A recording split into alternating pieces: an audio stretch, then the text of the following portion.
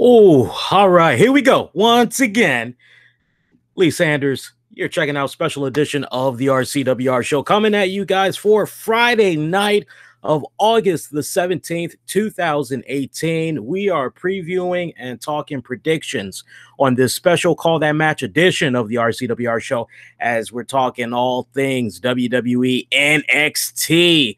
I know a lot more people are excited for this NXT Takeover event as opposed to SummerSlam. But, you know, I got to be honest, I'm probably on that side of a few. And I think it really just kind of goes back to when I was a little kid experiencing all of those great SummerSlams. For me, this is always a really cool event to be checking out. But I think we all could definitely be in agreement that what we got coming up with this takeover event, as with any of the takeovers, it's gonna be a home run. You know it is. And when you look at the card that's coming up for this Saturday's takeover event, slam dunk, man. I'm telling you, like, honestly, and I've been saying this ever since I started covering NXT, which is when it comes in particular to these NXT takeover events, just when you think, okay, they're not going to be able to top that previous takeover, somehow they're actually able to do it, right?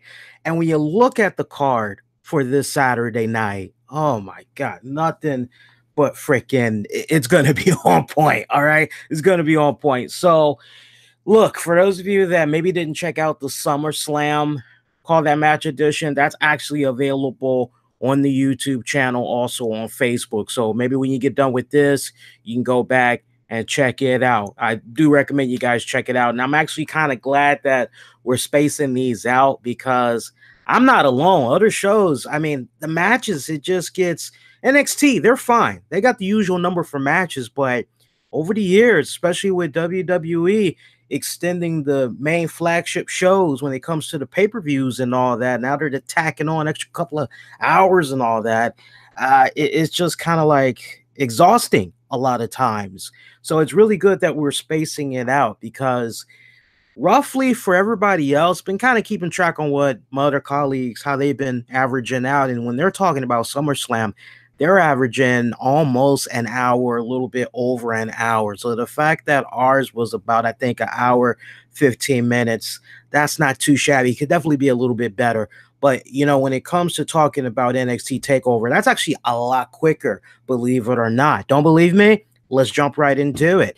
So, as always, hit the like, subscribe, so you never miss out on all the great content we do for you here on a week-to-week basis. Hit that subscribe button. Also, click on the bell notification icon. That way you always know about new content that's coming your way. And we'll get into all the programming notes as far as those if you're trying to catch the NXT TakeOver and the SummerSlam after shows. All right, so for those of you that may be a little bit new to the NXT TakeOver, you know, pay-per-view events, if you're not that familiar with the NXT brand itself, give you guys a little bit of context on the card that we have so far. And just to recap on the card, right now we got 6 matches. We've got Velveteen Dream taking on EC3. We've got the Undisputed Era that consists of Kylie O'Reilly and Roderick Strong taking on Mustache Mountain that consists of Tyler Bate and Trent Seven.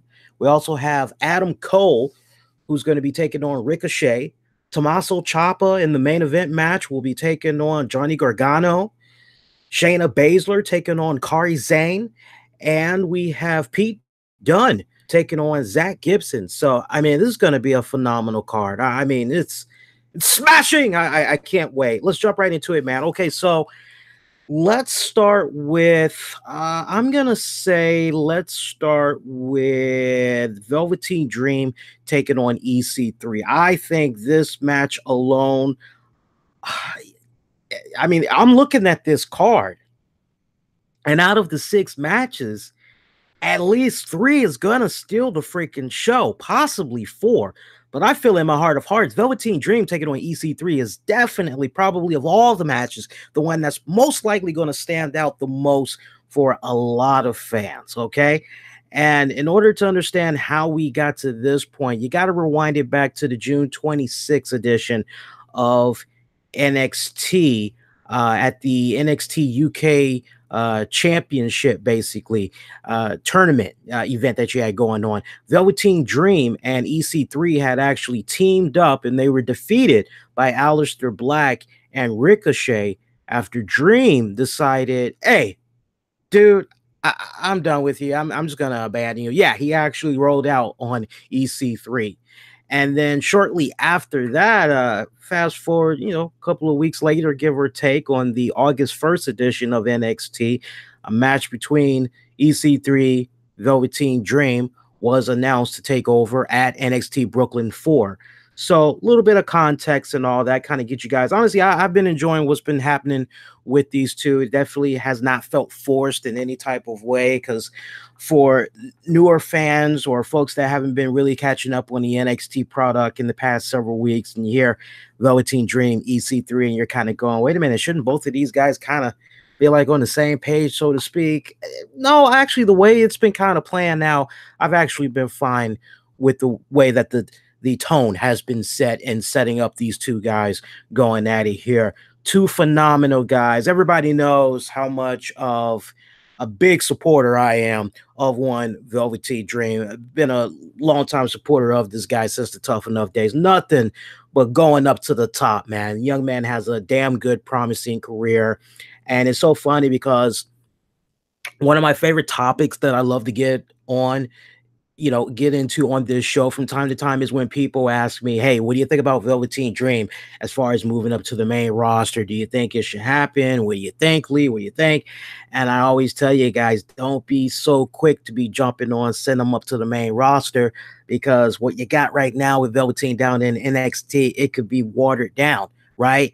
And just to put a little bit more context on this and kind of put a nice, pretty little ribbon around it, I definitely feel in my heart of hearts that a guy like Velveteen Dream, if you were to have him on the main event, if you were to have him on main WWE programming, is what I was trying to say, it makes all the sense in the world. If it's a situation where he's coming maybe on board to Raw, it makes all the sense in the world that you have him show up during the second hour of Monday Night Raw. Hell, honestly, the third hour, because that 8-9 o'clock block, younger kids, I would say younger than 16, they're still going to be awake and all that. Honestly, I think when you get to the 10 o'clock hour, have Velveteen Dream show up, put him in some nice raunchy segments.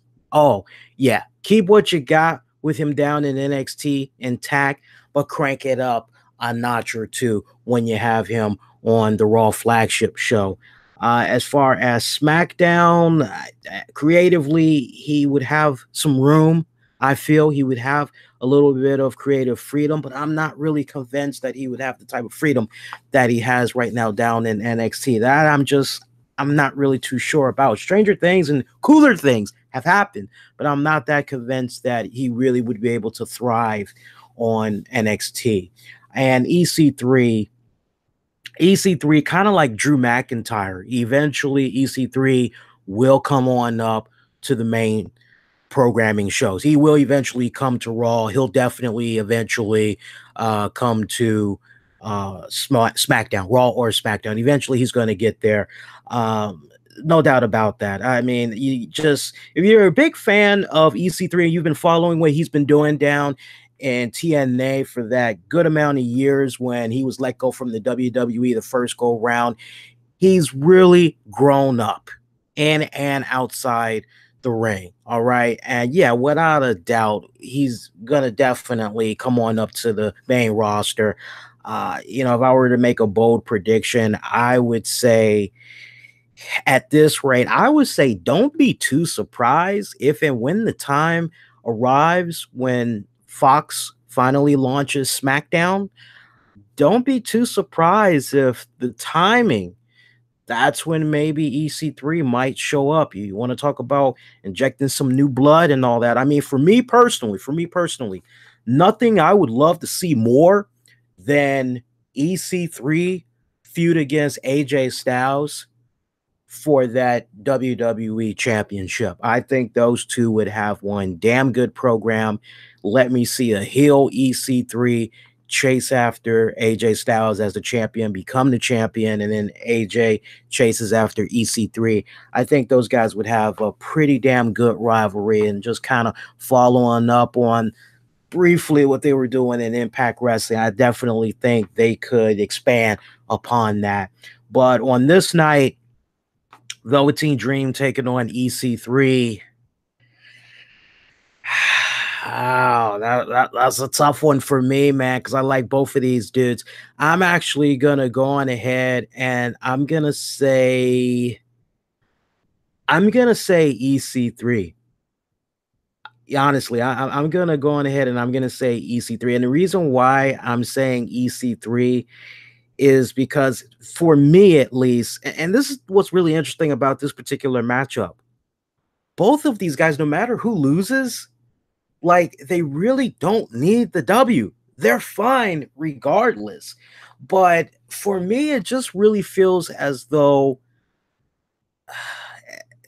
and this is where I feel very conflicted, because on the one hand, I feel Velveteen Dream kind of has a little bit of a bad record when it comes to these takeover events in general.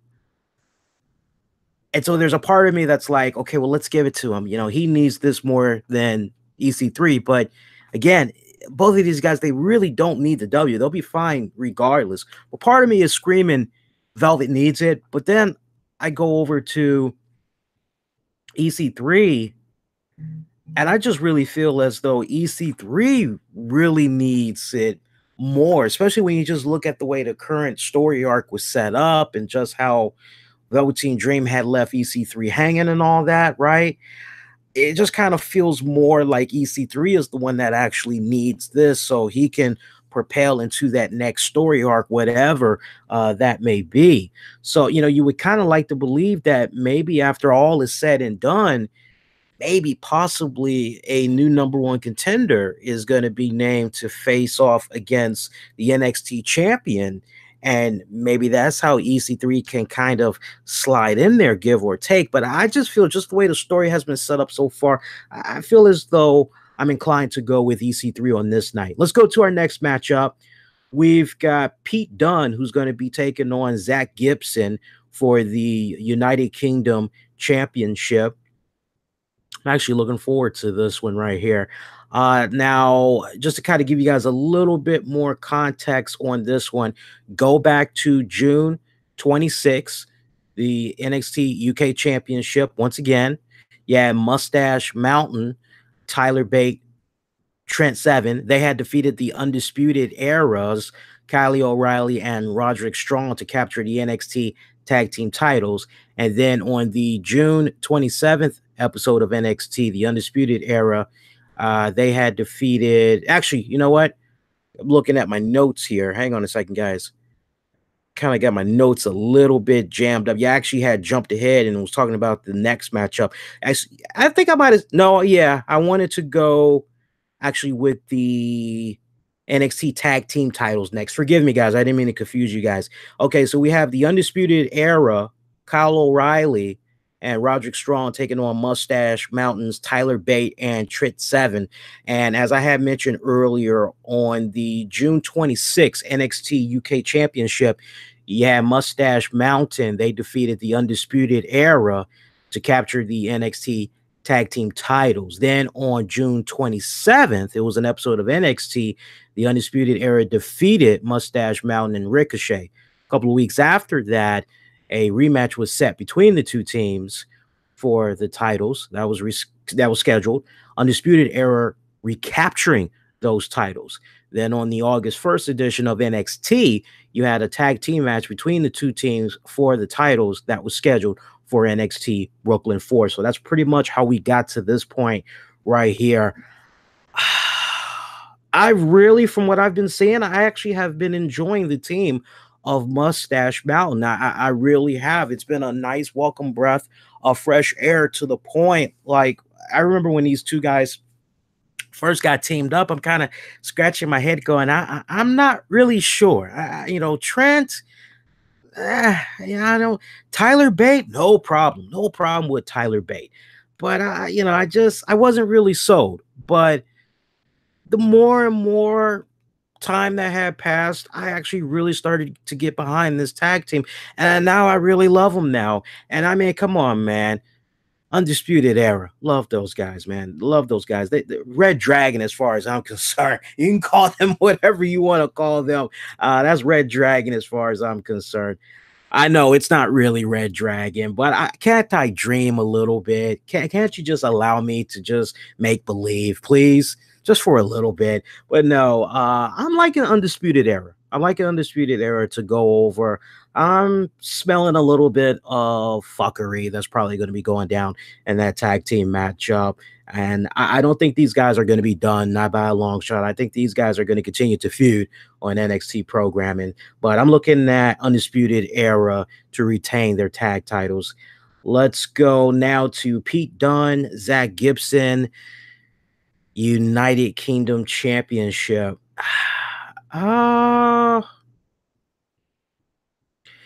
Pete Dunne is on a freaking roll right now, man. I just am not that convinced that the title would change hands.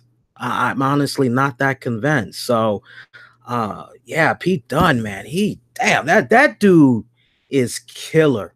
He really is, really is. I mean, he is just killing it right now, man. I'm not sure how you guys feel, but I'm just not seeing a title change. All right, we got Adam Cole taking on Ricochet. That's going to be for the NXT North American Championship. Oh, that's a tough one. So we had Ricochet to set this up properly. He originally had confronted Adam Cole after his match with Sean Maluta. And Ricochet then challenged Cole to a match at NXT TakeOver for the title. Cole had refused. Then the following week, you had a match between Ricochet, Cole for the title, scheduled for Brooklyn 4. So, Adam Cole, baby. Ricochet. Ricochet. I got to go with Ricochet. I can't tell you how many people that I've spoken to that have been going to the NXT events since Ricochet has been part of that division of WWE. And everybody's like, when I asked them, what's your favorite highlight of the night? A lot of people have been telling me, and this just have been like in private conversations, not no, can I get you to go on record so I can talk about it on the show? Nothing like that. It's just been just casual conversation or whatever. Or I basically hear from a friend that has a friend that went to an event, or a friend of a friend, or friend of a friend of a friend. You get the whole gist. And the one thing I've been hearing a lot of is Ricochet. Ricochet is one of like the coolest freaking highlights of the takeover. And you got all the reports kind of coming in saying he's really been helping out with the overall tickets at the gate for these events that they do locally and all that, and when they travel. So, I think if you want to continue to bring in those people at the gates, yeah, I'm down for a Ricochet as the NXT North American champion. I really am. And I really believe Ricochet is going to get it done on Saturday night. So I'm pretty convinced Ricochet's got this. See, we got Shayna Baszler taking on Kairi Sane for the NXT Women's Championship.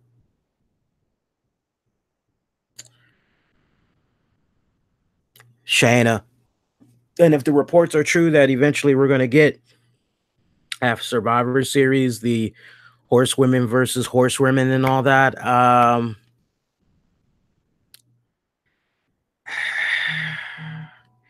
yeah, I'm kind of convinced that Shayna's at least going to be holding on. Because if you ask me honestly, what I would like to see happen, and it sucks that everybody's biting into this whole thing about, oh, the horsewomen, they're going to be going at it with, I think it makes more sense if you really want some buzz for a WWE event. I think it makes all the sense in the world to actually have all of this collide at the Evolution pay-per-view in October. Why are we blowing it at, I don't know, it just kind of feels a little off to me, but I just have the strongest impression that Shayna's gonna be holding on to that title going into the Evolution pay-per-view, going into Survivor Series. I'm just not convinced yet that Shayna's gonna be losing it this early. Just not convinced. I could see a tap out. I could see Shayna tapping out Kari. See, main event match, last man standing match for the NXT Championship. Tommaso Ciampa's defending it against Johnny Gargano. This is like the feud, man. This has been like the rivalry. I mean, when you think NXT, this is one of the first things that comes to your mind right now if you've been thinking about the product, man. And it sucks what's been going on with Aleister Black. Crappy timing right now with his legit injury. And I'm more curious about who the hell did what they did storyline wise to freaking Aleister Black. You know, that's the main mystery right there. I have my ideas, but I'm not gonna talk about them until next Tuesday's show. Only because I want to see if maybe they're gonna do a little something at the takeover event. But I don't know. I don't know. For this one, oh, hands down. By the way, I didn't mean to sound like I was a little bit hesitant as far as who am I picking. Tommaso, man. I don't see any reason why it would switch up all of a sudden. Tommaso is the steady white hot hand right now. I mean, my God, the metamorphosis that this man has been able to take himself on, just so freaking impressive. I mean, for me, this is going to be the match of the night, though. Make no mistake about it. I mean, I'm more curious how they gonna top what they had did together the last time they locked it up. That's what I'm really, and I really hope that when fans get ready to watch this match, they can put out of their mind what these two had did a while back, and they can just judge this match as it is and not compare it. You know, I don't really think you should compare it. I think you just need to just take this for what it is.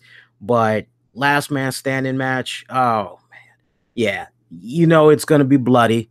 You know it's gonna be physical. I'm salivating over this matchup in particular. This for me is definitely going to be the one of the night. But I mean, these 6 matches that you got, I am looking at least 1, 2, 3. I would have to say for sure 3 matches. I'm damn tempted to say possibly 4 matches. I think what might be the surprise hitter of the night could be Pete Dunne taking on Zach Gibson. I think Shayna versus Kari will be kind of so-so. That's honestly the vibe I'm getting. I'm hoping that I'm wrong. But those are my picks.